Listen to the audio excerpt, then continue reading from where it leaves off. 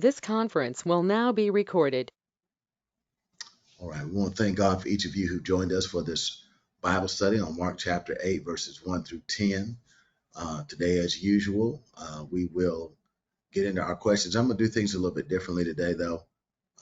If you have specific questions that you'd like to answer, you can let us know now, and then we'll get into those discussion questions. So if you have worked on a particular question, we'd like you to go ahead and volunteer to answer it now. We'll get to them again when we get to our discussion. Sister Argo, go ahead. Yeah, I take question 1, Pastor. Argo, question 1. Thank you, sister. All right. I'm going to come back to them in just a second. Let's go through our text, and then we'll come to our discussion questions. We'll read those, see who wants to take which questions, and then I'm going to teach through this lesson. I usually do a flyover, but this one has some particular things that I think will be important for us to understand. So Mark chapter 8, verses 1 through 10. Let's go to our Bible text now, Mark chapter 8, verses 1 through 10. And let me blow this up just a little bit more so we can see it. All right, verse 1.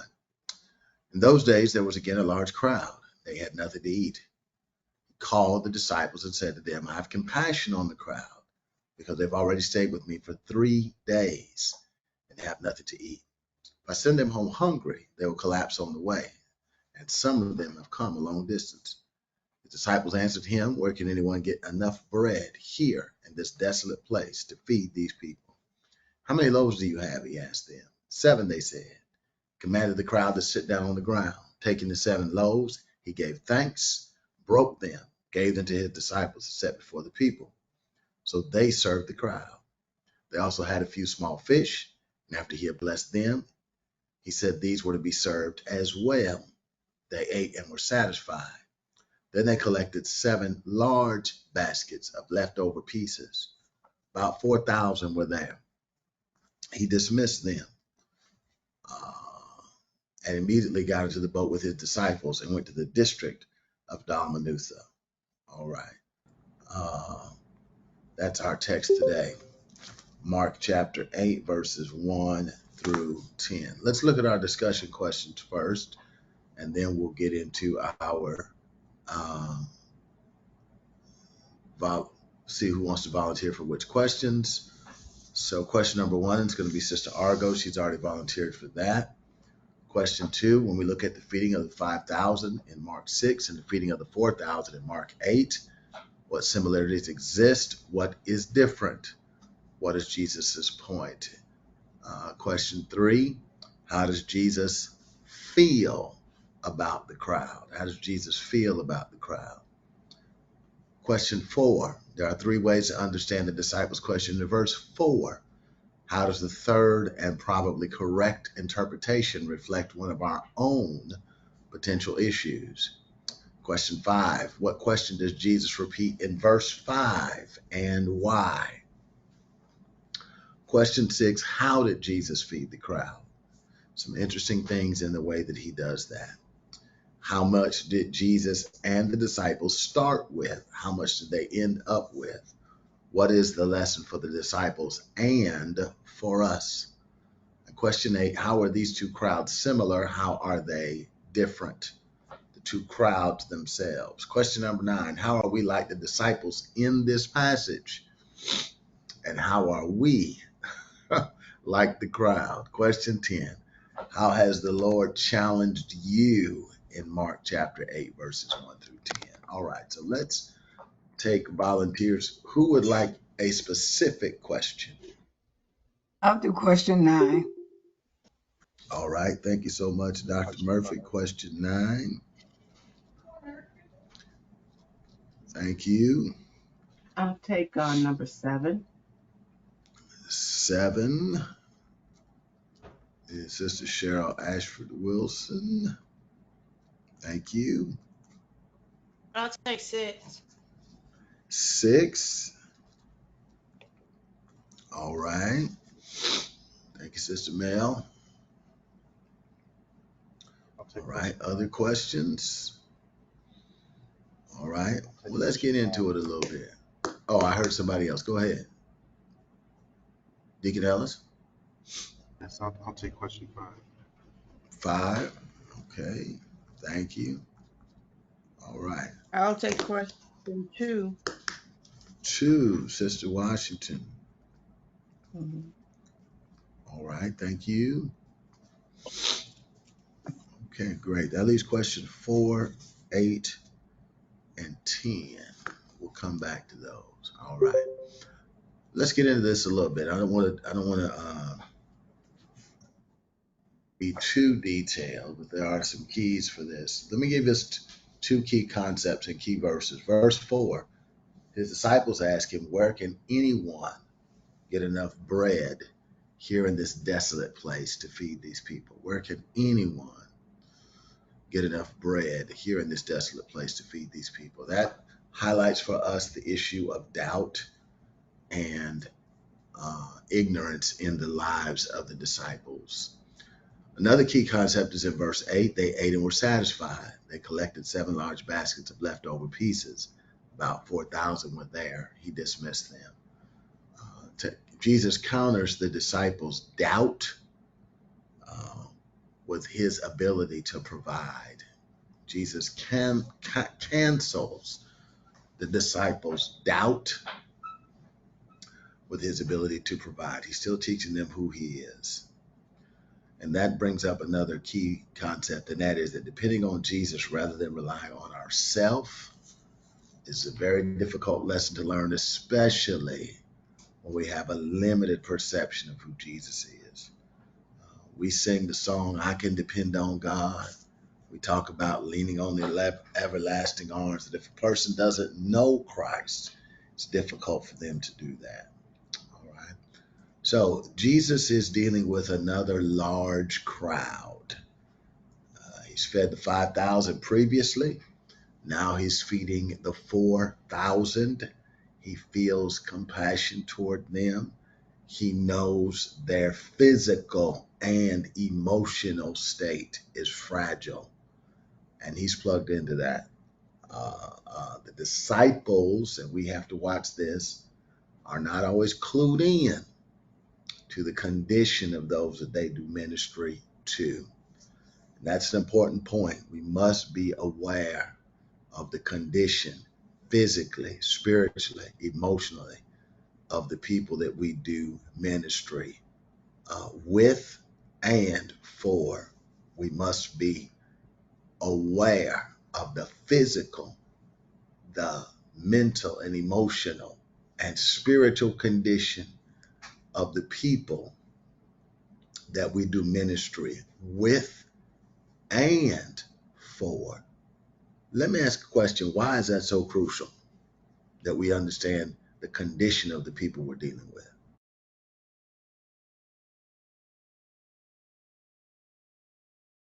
I would think that you need to understand their condition and able to look at analyze all of the concepts of what's going on with them, to know what their needs, what their needs are.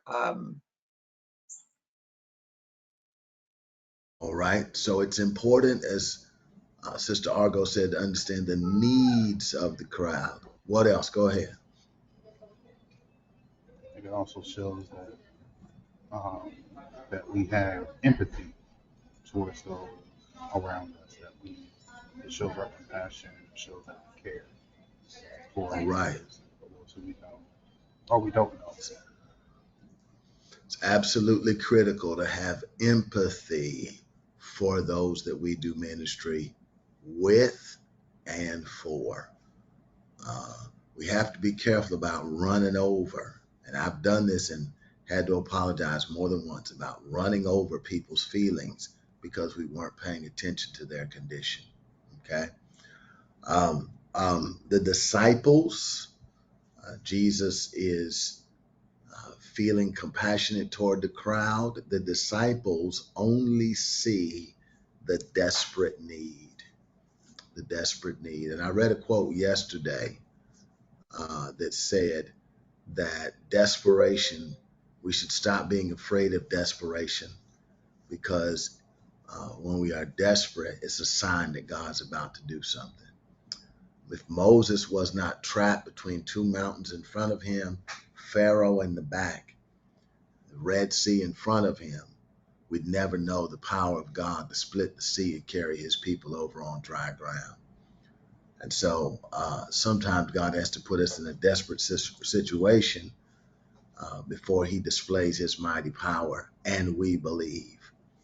And so the disciples haven't learned the lesson yet, so Jesus has them on repeat. He also wants them to understand not only the desperate need of the crowd, but that they themselves don't have what it takes to meet the need.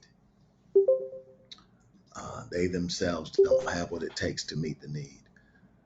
Sometimes we're too cavalier in our assessment of our provisions. But the disciples, Jesus asked them, how much did they have? What did they have to feed the crowd? 7 loaves of bread. 7 loaves of bread. They had something. They had something, but it wasn't enough. They have something, but it's not enough. Okay? Lord have mercy. This passage will preach, won't it? They have something, but it's not enough. And what does Jesus ask them to do, even though they don't have enough?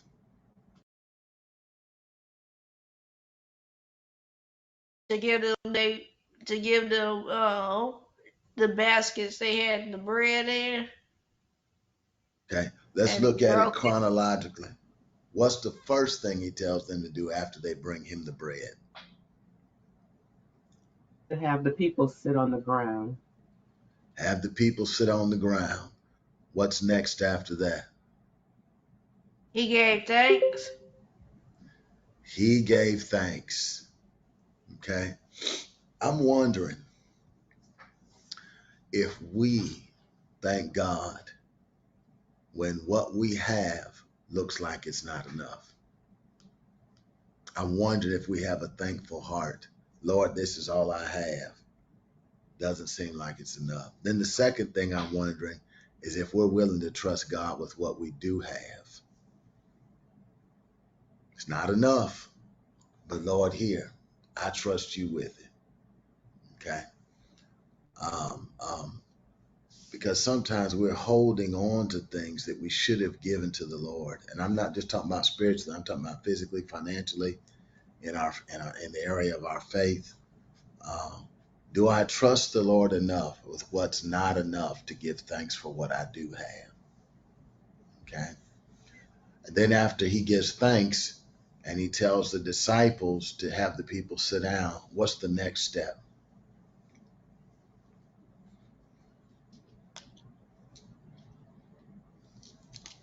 He broke the bread and gave it to the disciples. And what do the disciples do with the bread? Serve it to the crowd. The disciples serve it to the crowd. Okay. And after the disciples serve the bread to the crowd, what do they also discover? They had a few small fish. They have a few small fish. And what does Jesus do with that? He blessed them as well. Yes, he blessed those as well and serves them. Okay. What happens for the crowd and the disciples after the crowd is served? What do they discover? That the little they had was enough and they were satisfied. Yes, Jesus has made the little they have enough, and everyone is satisfied. Okay. Uh, uh, and so the lesson for us, uh, which we'll discuss as we get into our discussion questions, is found in verse number 8. They ate and were satisfied. Okay. All right. Anybody have questions about what's going on in this passage? or comments about things that struck you as we studied it? If you go fishing, you can forever have something to eat, can't you? Well, that might be true for one or two people, but what if you've got a great big crowd? Uh, I do like the fact that somebody had something, but there's a reason why the 7 loaves and the few fish are crucial, and it's tied to the number of days. How long had the people been with Jesus? 3 The days. 3 days. 3 days. So what does that mean about those fish and that bread? Where did it come from in this case? In this case, it came from heaven, or Jesus. Okay, Jesus does multiply it, but where did it come from? If that crowd has been with Jesus for 3 days, what does that tell us about somebody in the crowd? The disciples. Are you trying to say somebody in the crowd had some fish and bread in their pocket or on their person? Yes, somebody in the crowd, Brother Mark, brought more than enough for themselves. And I think we miss that sometimes because after 7 days, after 3 days of traveling with Jesus, somebody still had something. Okay. And sometimes we operate as if we just need enough for us today. But what the disciples did, or somebody did, somebody brought enough for a few days. Okay. Somebody still had something left over. Somebody brought something. Okay. All right. Let's get into these discussion questions a little bit. Sister Argo has question 1. If you'd read that for us and answer it, we'd appreciate it. What is the significance of the word again in verse 1? Why does Jesus seem to be repeating what he has already taught the disciples? And the word again referenced the fact that Jesus was continuing to teach and perform miracles to large crowds, that it wasn't the first time that he had done so. Jesus was repeating the same thing to the disciples that he had already taught before. What we have to remember, though, that the disciples were human, and that that's me throwing this in, that as human beings we tend to forget things from time to time. And in my group I talked about how I'm one of those people that I have a sister that she can learn something the first time. Me, I gotta get it. It's gotta come by me 2 or 3 times before I get it. Sometimes, depending upon what it is, more than that. So I was referring to the fact that the disciples being human, and the fact that overwhelmed, and that they were being overwhelmed and working hard, and that under those conditions sometimes it's easy to forget things that you have learned. May come back later on, but when you need it, it's not there. Sometimes so much is happening, that's what I just said, we can't take it all in. All right. Also, they had to be in awe of some of the things that Jesus was doing.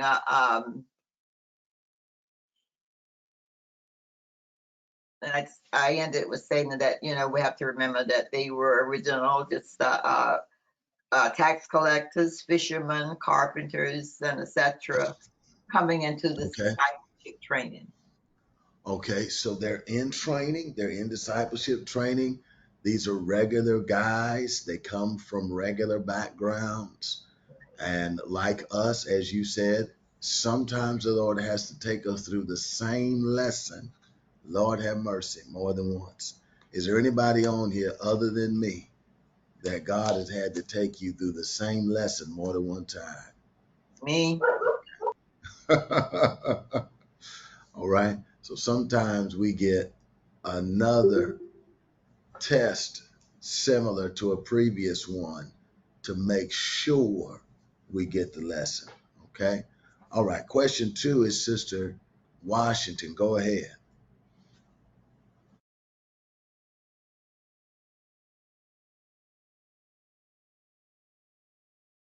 Are you there, Sister Washington? Did we lose her?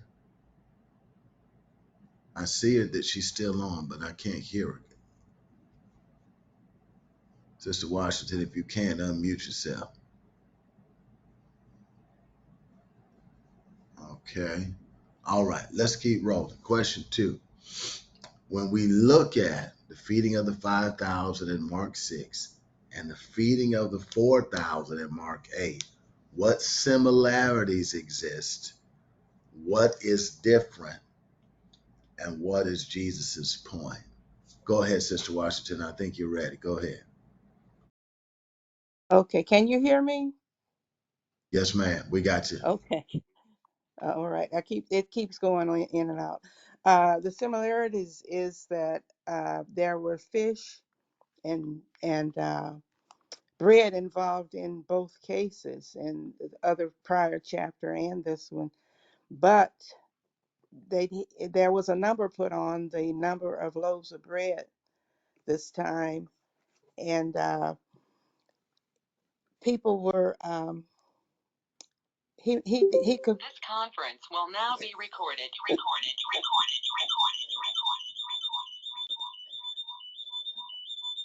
Oh, okay. So he turn that off.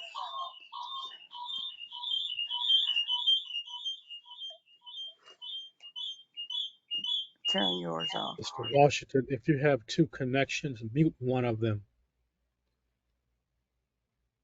You can unmute your main connection and continue Can speaking. you hear me now, Pastor? Yes, but we Okay. need Deke to mute his There connection. were similarities in that there was fish and bread involved in both of them. And this time it said there were a few fish, and the last time there were 5. And he was able to feed all the people, regardless of how little the disciples thought he had. He was able to feed the people because he was God and he could do this. All right. All right. So there's some similarities, large crowd, lots of people in both cases. What the gospel writers note is a little different. They Mhm. make different notes about the provisions. Okay. There's some other things that are different. We'll get into those when we get to a later question. Question number 3. How does Jesus feel about the crowd? I don't think anybody took that question. Anybody want to take a stab at it? How does he feel about the crowd? He feel compassion and empathy because they've been walking with him for 3 days and haven't had nothing to eat. Mhm. All right. He feels compassion and empathy toward the crowd because they've been with him for 3 days.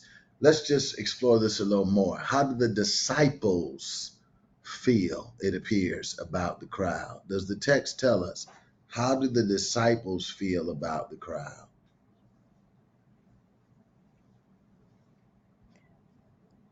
They were doubting. This particular text doesn't say how the disciples felt, but based upon the last time, the experience, they were like, just send the crowd home, Okay, so because in the previous situation, they said just send the crowd home. This right. text doesn't say, and I wanted to point that out because we need not read the previous experience directly into this one. However, they do express doubt about what Jesus is going to do. So let's look at question number 4 real quick. There are 3 ways to understand the disciples' question in verse 4. How does the third and probably correct interpretation reflect one of our potential issues? 3 ways. So their question is, where can anyone get enough bread here in this desolate place to feed these people? So what are the 3 different ways to view what they're saying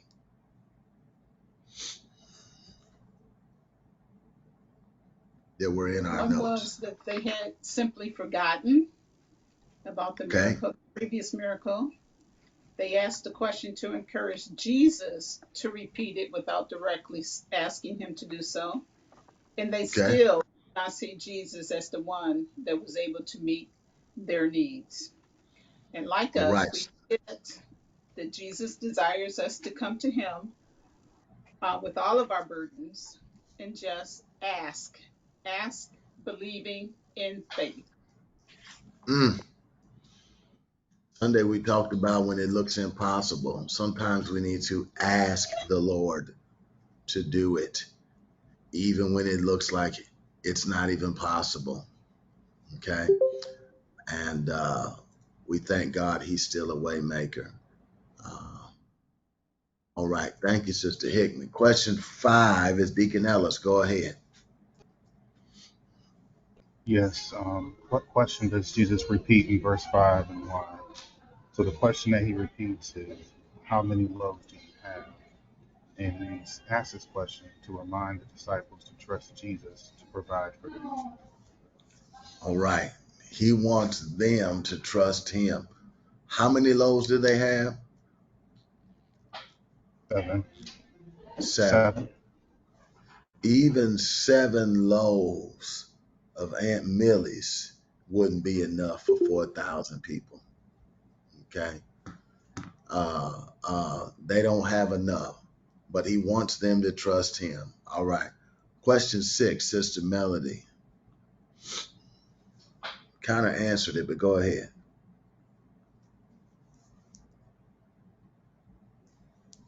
You still there, sis? Okay. How did Jesus feed the crowd? How So did let's put that. Yep. Go ahead. Go ahead. I'm sorry. Jesus feed the crowd? Um, he saw that it was 7 loaves of bread and 5 loaves of fish. I mean, 5 fish or something. A few fish. Yes, a few fish. Oh, a few fish, and he gathered the crowd together, had them sit down, blessed it, took the bread, broke that. Then he took the fish. Then he saw that it was a few fish. Took that, broke that, and then they all ate, and they were satisfied. All right. Great. Thank you. Thank you. Let's jump down to question 7, Sister Cheryl Ashford Wilson. Okay, I think we probably discussed this a lot, but they had 7 loaves of bread and a few small fish. And then after they were all served and full, it says they had 7 large baskets of leftovers. And I had read in the commentary that the baskets were actually large enough for people to fit in. So that tells you from small loaves of bread, they had enough leftovers that was that large. Um, and they fed up to 4,000 people. So I think the lesson, the way I looked at it from a spiritual or financial, whatever. One of the lessons is that God can take whatever small amount we have and make it large enough to suffice his needs, and we still have something left over. And I thought about tithes and how people say, well, I can't tithe because I don't have enough money to pay my bills. So I can't give any money to the church. But God says if you give just a tenth of what you have, that he can take that tenth and make it suffice for the needs of the church, and then still you'll have stuff left over to pay your bills. So we just need to trust him in what we All do. right. Preach, girl. Outstanding. Preach, girl. All right, Jackie. She's preaching good, isn't she? All right. Question number 8. Question number 8. And I don't know if anybody had question 8. I know Sister Murphy has 9. Anybody want to take a stab at question 8? How were the two crowds similar and how were they different? How were the two crowds similar and how were they different? Wasn't one disciples and one it was a little boy who had 5 loaves of. Okay. So when Jesus feeds the 5,000, Andrew, one of Jesus's disciples, brings him what the little boy had, which is the 5 barley loaves and 2 fish. Okay. In this pericope, we don't know where the provisions come from. So that is a difference, right? What else?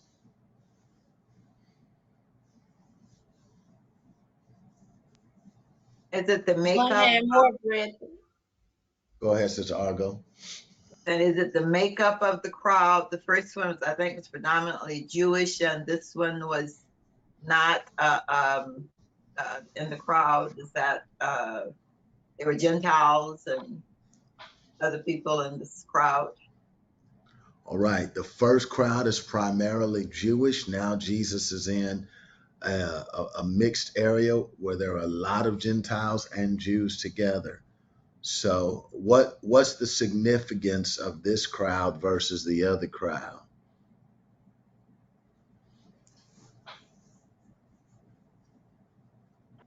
Pastor, are you looking for they're both Jews and Gentiles that's in the crowd? You have a mix of two different Yes. two different people.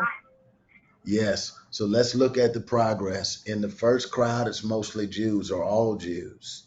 Okay. Jesus feeds them. But then in this situation, it's Jews and Gentiles.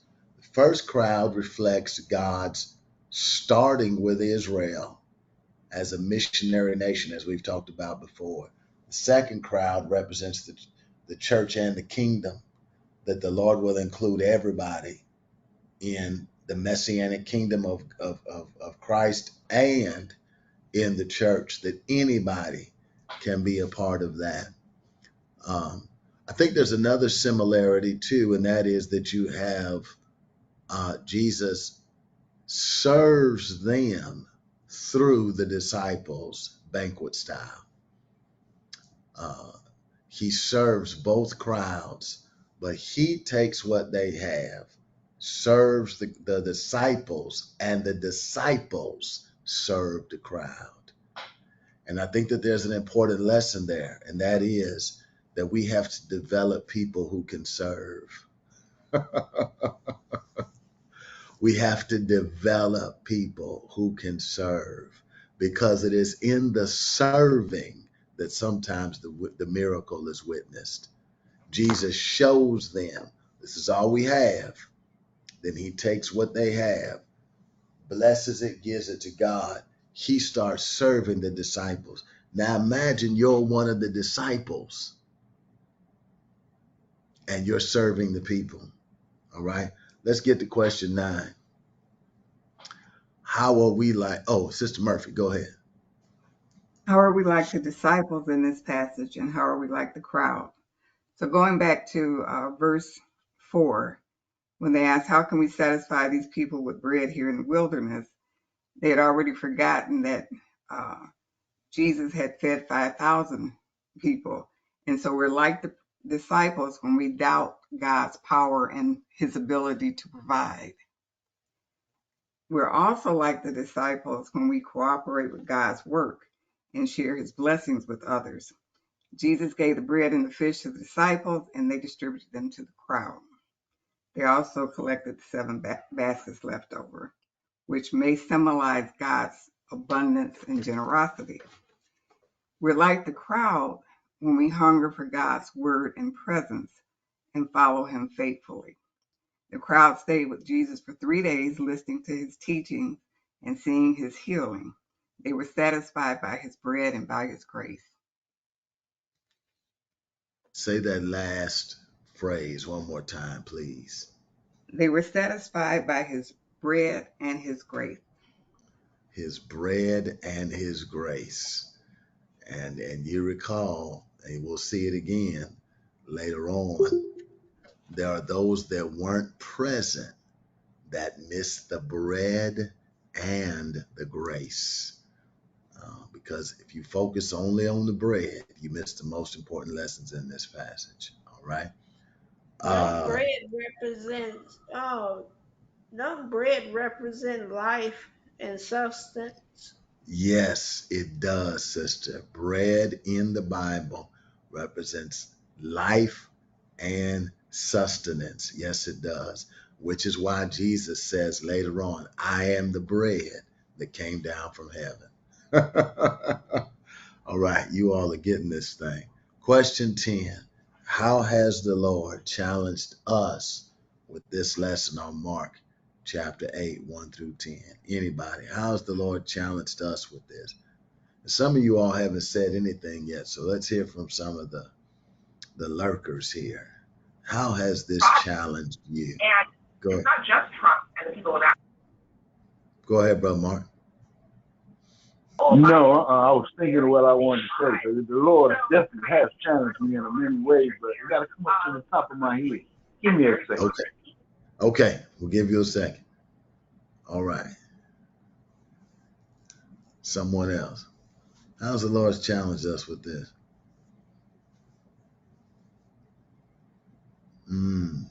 Well, I think is it Ty Tribbett that has a song? If he's done it, if he did it before, he'll do it again. And Yes. so that came to my mind, just remembering that when things seem insurmountable to me, all things are possible with God. Hallelujah. All right. Well, Pastor, you make me think, Pastor, about when the disciples, he first came, and the disciples seemed like they really didn't just get it.